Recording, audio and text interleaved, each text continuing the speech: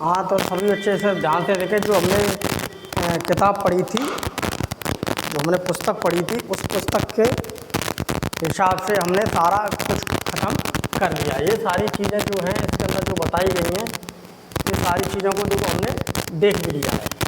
सभी बच्चे थोड़ा गौर से देखते रहें। जैसे भारत में ऊन प्रमुख रूप से भेड़ की त्वचा के मुलायम बालों से प्राप्त किए जाते हैं। ये देखिए हमने पढ़ लिया है इतना सबको, ठीक है। यानी कि इस अध्याय के अंदर वो दिखाया गया है भेड़ का तरह ऊन उनसे प्राप्त किया। तो ये सारी चीज़ों को जो हमने बारी बारी से कोकून से ऊन प्राप्त करते हैं, ठीक। रेशम कीट के कोकून से रेशम प्राप्त किया जाता है। इन सारी चीज़ों को हमने बारी बारी से इस अध्याय के अंतर्गत हमने पढ़ लिया, ठीक। तो थोड़ा हम अब इसके अलावा हम आगे देखते हैं। अल्लाह, अब हम थोड़ा आगे प्रश्न को देखते हैं। उन प्रश्नों पर थोड़ा हम नज़र डालते हैं, जहाँ प्रश्न जो हमारे पाठ्य पुस्तक के अंतर्गत हैं। और इन पाठ्य पुस्तक के अंतर्गत जो प्रश्न हैं, इन प्रश्नों को दिए होते हैं और सभी बच्चे इन प्रश्नों को अपनी अपनी एक विज्ञान की जो कॉपी होती है उस कॉपी में बनाएंगे, ठीक। और यहाँ पर इस समय पर अपनी किताब में निशान लगा लेंगे। बाकी जो प्रश्न हैं उतारने के लिए उन्हें अपने रफ में उतारेंगे। बाकी घर जा कर के उसे फेयर के अंदर साफ साफ राइटिंग में जो चित्र बनाने के लिए उस चित्र को भी आप अच्छी तरह सुंदर साफ बनाएंगे, जिससे कोई अधिकारीगण आते हैं निरीक्षण करने के लिए तो उन्हें आप अपनी कॉपी दिखा सकें, तो थोड़ा वो कहेंगे कि हाँ बच्चे पढ़ते हैं।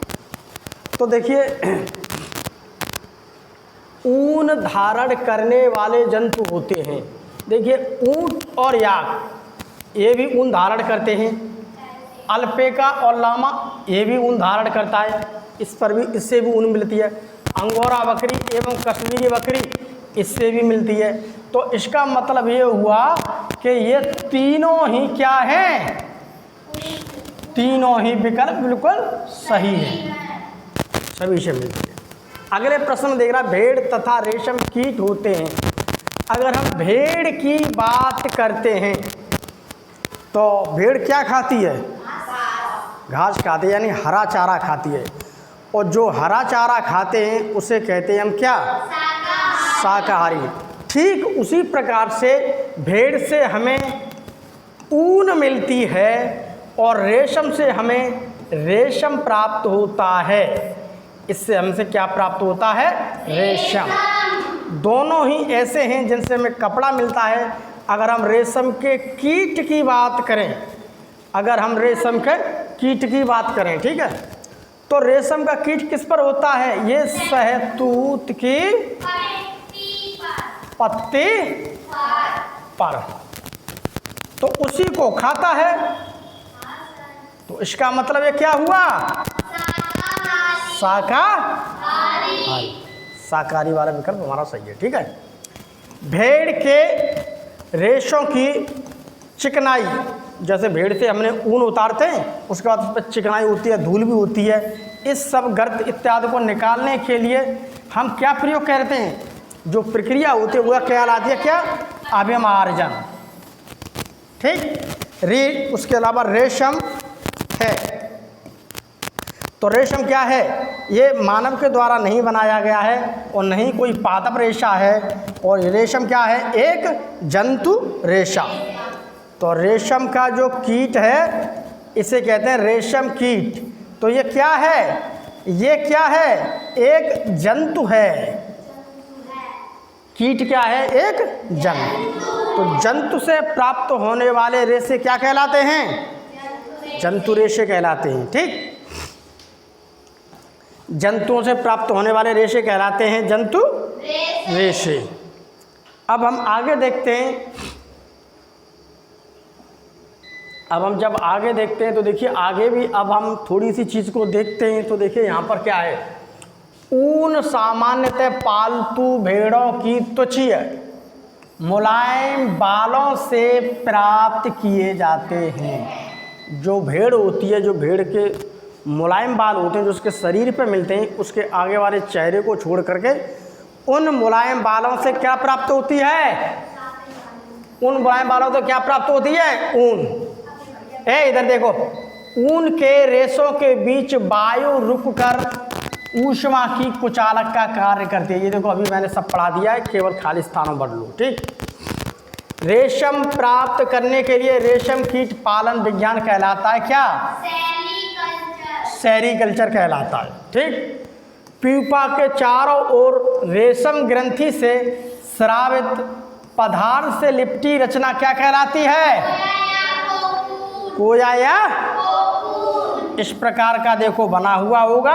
यहाँ पर तुम्हें कीट मिलेगा और ये जो रचना होती है सफ़ेद सफ़ेद, ये क्या कहलाती है प्यारे बच्चों? कोया या कोकून। कोया या और ऊन उद्योग के जो कारीगर होते हैं, जो ऊन के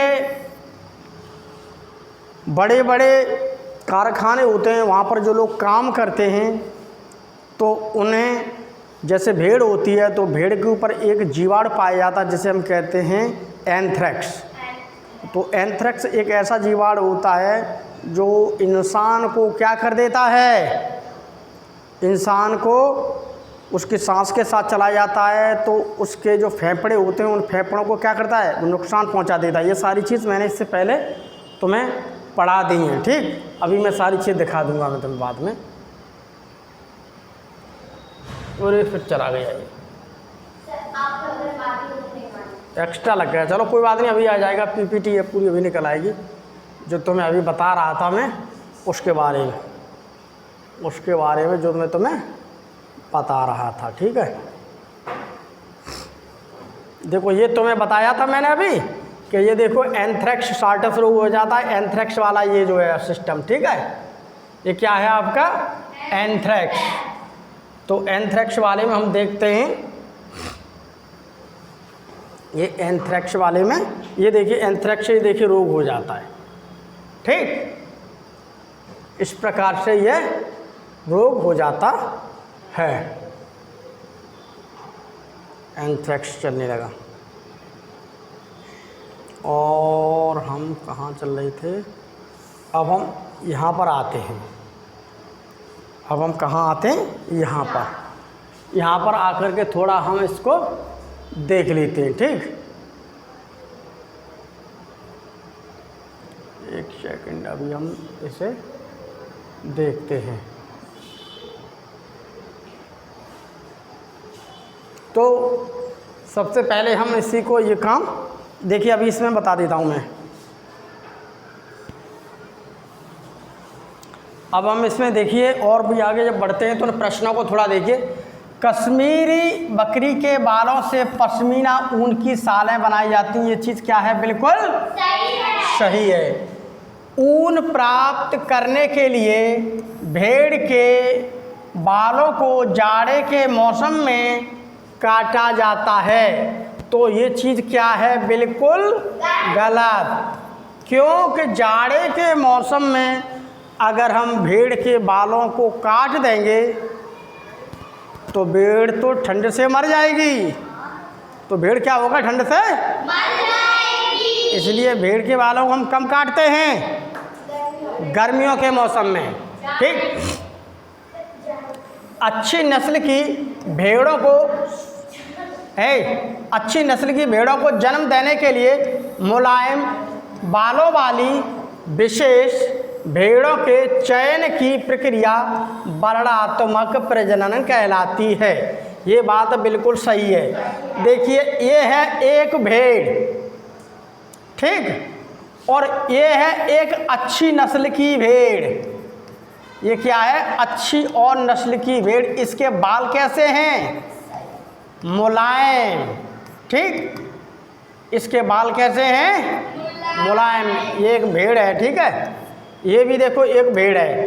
अब इस भेड़ और इस भेड़ के बीच में जब हम प्रजनन कराएंगे तो हमें क्या होगा? यहाँ पर हमें एक तीसरी भेड़ मिल जाएगी। ठीक, तो हमें एक क्या मिल जाएगी? ये तीसरी भेड़। तो ये प्रजनन से तीसरी, तो हमने पहले इसका क्या किया? चुनाव, अच्छी भेड़ को लाए। इसका चुनाव किया, ये हमने चुन कर के लाए, ठीक है। इसके साथ हमने क्या करा दिया, इसका क्रॉस करा दिया, ठीक। इसका क्या करा दिया हमने, क्रॉस करा के, तो हमें तीसरी अच्छी नस्ल मिल जाएगी, यानी अच्छी वैरायटी मिल जाएगी। तो हमें ये क्या मिल गई, एक अच्छी नस्ल। तो अच्छी नस्ल को जब मिलती है तो इसे हम क्या कहते हैं, वर्णात्मक प्रजनन। ये बात बिल्कुल सही है। सिल्क का धागा प्राप्त करने के लिए प्यूपा से वयस्क कीट बनने से पूर्व ही, वयस्क कीट बनने से पूर्व ही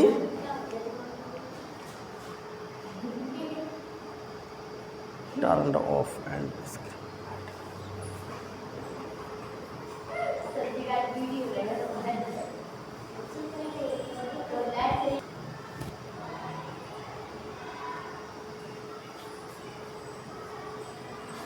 ठीक। इसी प्रकार से ये बात सही है। अब हम देखते हैं आगे, रेशम कीट के अंडे से प्यूपा निकलते हैं, ये बात सही है, ठीक। यहाँ पर भी क्या होगा, पहले वयस्क बनने से पहले, जैसे हमारा ये कोकून है, कोकून के अंदर में ये देखिए यहाँ पर कीट होता है, ये कीट निकलने से पूर्व ही इसे क्या करेंगे, भट्टी के अंदर डाल देंगे, तो अच्छा रेशम निकलता है, ठीक। अगर ये कीट बाहर निकल गया तब डाला तो अच्छा रेशम नहीं मिलेगा। और दूसरी बात देखो, अगर ये रेशम कीट के अंडे से प्यूपा निकलते हैं, तो पहले अंडा तो बनेगा, अंडा के बाद ये प्यूपा निकलता है, ये बात सही है बिल्कुल। अब अभिमार्जन, अभिमार्जन वही है, साफ सफाई वाली चीज़ है, ठीक है। तो काटी गई ऊन की ये देखो सफाई हो रही है। अभिमार्जन मतलब होता है काटी गई ऊन है उसकी, उससे धूल मिट्टी गर्द वर्द चीज़ें वो हटाई जाती हैं, ठीक है। कोकून के बारे में आ जाओ, तो कोकून क्या होता है, रेशम के रेशे उत्पन्न करता है। कोकून से क्या होता है, रेशम के रेशे मिलेंगे हमें। याक, याक सही बात है, ये क्या है, एक ऊन देने वाला। सहतूत की पत्तियां, तो रेशम को कीट कहाँ पर मिलेगा, रीलिंग क्या है, रेशे का संसाधन होती है। इस प्रकार से प्रक्रियाएं चलती रहती हैं, ठीक है। अब हम थोड़ा और देखते हैं, आगे जब बढ़ते हैं तो देखिए ये प्रश्न कुछ आ गए हैं। इन प्रश्नों को सभी बच्चे जो है उतारेंगे और सभी बच्चे जो हैं इन प्रश्नों को करेंगे, ठीक। तो इन प्रश्नों को सबसे पहले हम अभी करके देखेंगे। ये पेशी कैसे पहुंच गया,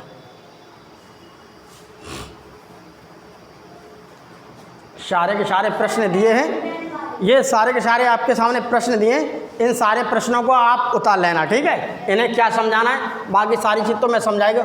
ऊन किसे कहते हैं, उन जंतुओं के नाम लिखिए जिनसे ऊन प्राप्त किया जाता है, ठीक। सामान्यतः भेड़ की त्वचा से प्राप्त किए जाने मुलायम घने रेशों को ऊन कहा जाता है, ठीक। ऊन प्रदान करने वाले जंतु कौन से, फर्स्ट याक, ऊँट, बकरी, लामा, अल्पेका। ऊन प्रदान करने वाली भेड़ों की कुछ नस्लों के नाम ये देखिए आपके सामने लिखे हुए हैं, ठीक है। इसको अभी उतार लेना, मैं आगे आगे थोड़ा थोड़ा और कर देता हूँ, ठीक। इसी प्रकार से देखिए अगला प्रश्न आ गया 5 का, वर्णात्मक प्रजनन से आप क्या समझते हैं। ये सारी चीज़ों को मैं आपको बता चुका हूँ, ठीक है। अभी मैंने बताया था कि एक अच्छी नस्ल की भेड़ों को जन्म देने के लिए जनक के रूप में इनके चयन की प्रक्रिया, फिर पीछे हो गया, इनके उसकी प्रक्रिया वर्णात्मक प्रजनन कहलाती है। तो इस प्रकार से हम इस चीज़ को करते रहेंगे। तो इन सारे प्रश्नों को आप अच्छी तरह से कर लेना, ठीक है। अच्छी नस्ल की भेड़ों को जन्म देने के लिए जनक के रूप में इनके चयन की प्रक्रिया वर्णात्मक प्रजनन कहलाती है, ठीक है। फिर है जाड़ों में ऊनी वस्त्र पहनना क्यों आरामदायक होता है। देखो, ऊनी वस्त्रों का प्रयोग ठंड से बचने के लिए किया जाता है। ऊनी रेशों के बीच में वायु अधिक मात्रा में भर जाती है जो ऊष्मा की कुचालक की भांति कार्य करने लगती है, ठीक। अगला आ गया, रेशम प्राप्त करने के लिए रेशम कीट के कोकून को उबलते पानी में डालना क्यों आवश्यक होता है, कारण दीजिए। तो ये रेशम प्राप्त करने के लिए प्यूपा से वयस्क कीट बनने से पूर्व ही, यानी कि वही बार बताया मैंने, यानी कि वो कीड़ा न निकले उससे पहले ही उसे क्या करो, पानी के अंदर डाल दो।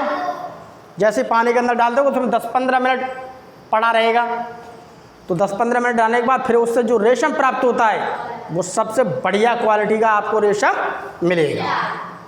ठीक, तो इस प्रकार से हम आगे और चलते जाएंगे।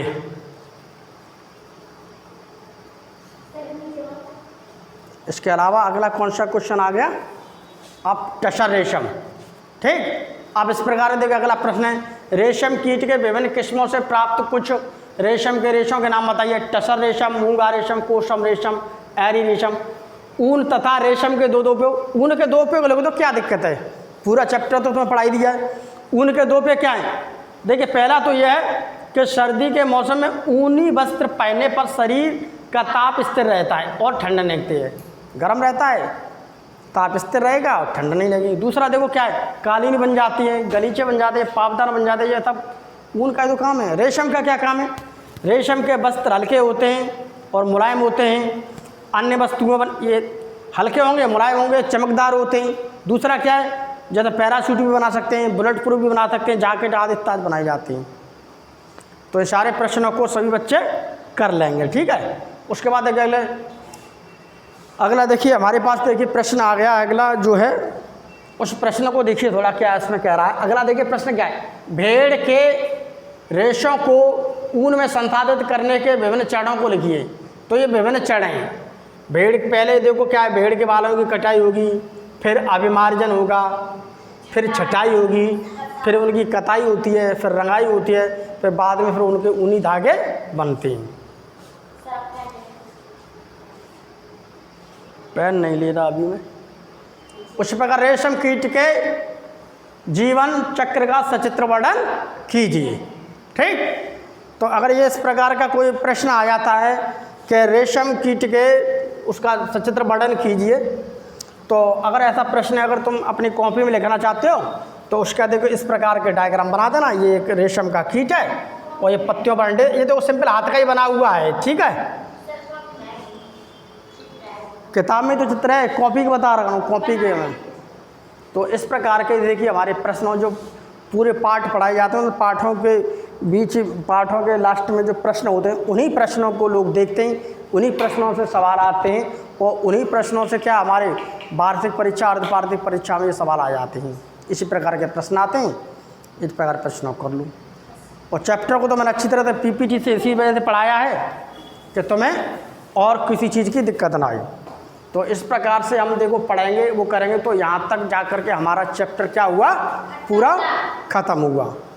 तो इस प्रकार से देखिए हमारे चैप्टर को अगर हम एक नज़र मार लेते हैं अपने चैप्टर पे, तो देखिए हम एक नज़र अगर हम मारते हैं अपने चैप्टर को, देख सकती है आप पूरे चैप्टर को। देखो मैं अभी आपको दिखा देता हूँ समरी कर करके जो आपको पढ़ाया। कहीं बीच में थोड़ा बहुत रह गया उसके लिए चलो मैं दिक्कतें होती हैं, लेकिन सारी की सारी चीज़ों को मैं आपको देखो बताता रहता हूँ, आप एक नज़र इसमें मार सकते हैं। तो देखिए ये हमने ऊन के बारे में थोड़ा पढ़ाया, तुम्हारी किताब से सब जगह से बारे में मैंने देखो पढ़ाया। उसके अलावा जो प्रश्न बने हुए हैं, जो प्रश्न तुम्हारे सामने लिखे हैं, ऊन तथा रेशम के दो उपयोग, मैंने यहीं से उन प्रश्नों के आंसर लिख दिए। ठीक, और देखिए अगला देख, जैसे आगे चलते हैं, रेशा क्या है, ये पादप रेशे क्या है, ये सब मैंने तुम्हें इससे पहले पढ़ा दिया है। फिर कहेंगे तो फिर मैं तुम्हें एक बार पढ़ा दूंगा मैं। ठीक है, पूरी पीपीटी। इसी प्रकार से पादप रेशे, पटसन वाले रेशे, जूट रेशे, ये सारी चीज़ों को मैंने तुम्हें पढ़ा दिया है और मैं एक दो बार पढ़ा दूंगा। अब जंतु रेशे इन जंतुओं से प्राप्त होते, जैसे अंगोरा बकरी, गौट, याक हुआ, लामा हुआ, अल्पेका हुआ और ये ऊँट हुआ।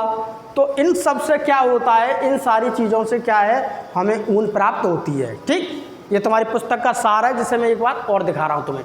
किताब को अच्छी तरह पढ़ लेना। रेशम कीट, रेशम कीट को तुम जानेंगे, देखो रेशम कीट होता है, ये उसका कोकून है, जिसे हम कोया कहते हैं। इसके अंदर ये तो रेशम होता है, इसी को तो डाला जाता है। इससे देखो क्या बनता है, ये देखो यहाँ देखो पाले जा रहे हैं, ये देखो बहुत सारे, ये देखो कीड़े खा रहे हैं, पाले जा रहे हैं, ये देखो दिख रहे हैं। इससे देखो क्या होता है, यहाँ पर देखो बहुत बढ़िया बढ़िया महंगी महंगी साड़ियाँ बन रही हैं, ये देखो कपड़े बन रहे हैं बहुत अच्छे अच्छे। तो ये देखो रेशम के बारे में हमने पढ़ा। तुम्हें। ये देखो ऊन प्रदान करने वाले जंतु अंगोरा बकरी है, पश्मीना ऊन है, ये देखिए आप अच्छी तरह से। इसमें देखिए तो प्रश्न आया था ऊन किसे कहते हैं, उन जंतुओं के नाम लिखे जिनसे ऊन प्राप्त किया जाता है। प्रश्न 5 का है, ये मैंने यहीं से इसका आंसर लिखा है।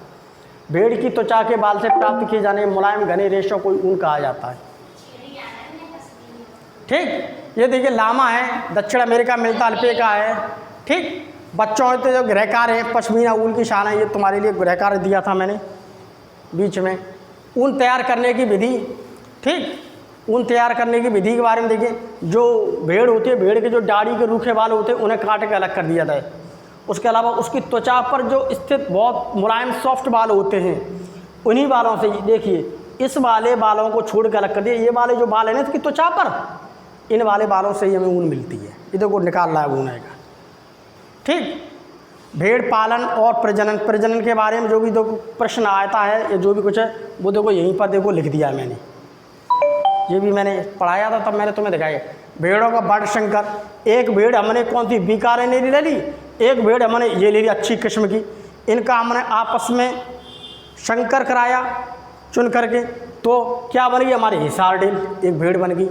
ठीक, पूरी पीपीटी को मैं आपको दिखा रहा हूँ। देखो वर्णात्मक प्रजनन से आप क्या समझते हैं, क्या समझ, थोड़ा गलत हो यहाँ पर, क्या समझते हैं। ये मैंने ही पीपीटी अपने हाथ से लिखी है तो थोड़ा बहुत मिस्टेक हुए मैं संभाल दूंगा उसे।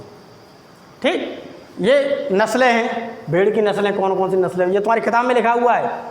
किताब को खोल के पढ़ा देखा है, ये भेड़ की नस्लें सब किताब में लिखा हुआ है तुम्हारा।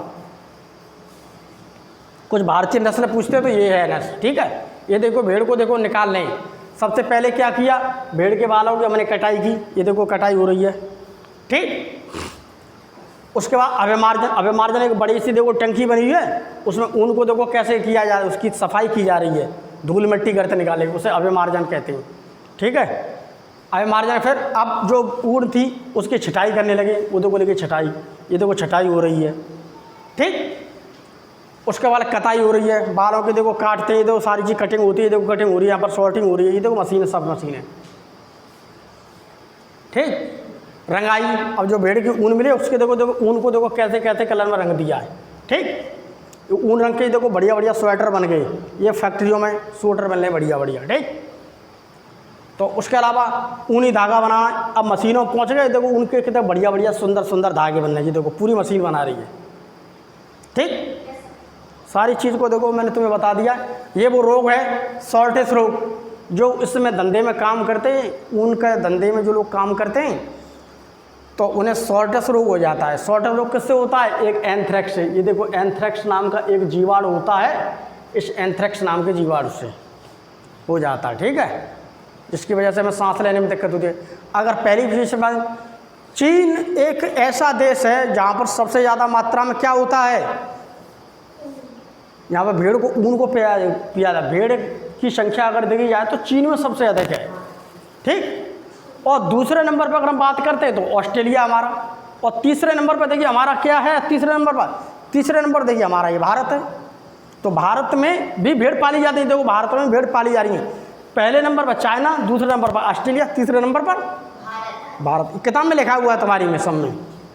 ठीक, ऐसे करके अच्छी गुणवत्ता वाली अगर भेड़ की बात करते हो तो आपको मैरिनो भेड़ मिलती है। ये देखिए मैरिनो का चित्र बना हुआ है, अच्छी गुणवत्ता वाली भेड़ है।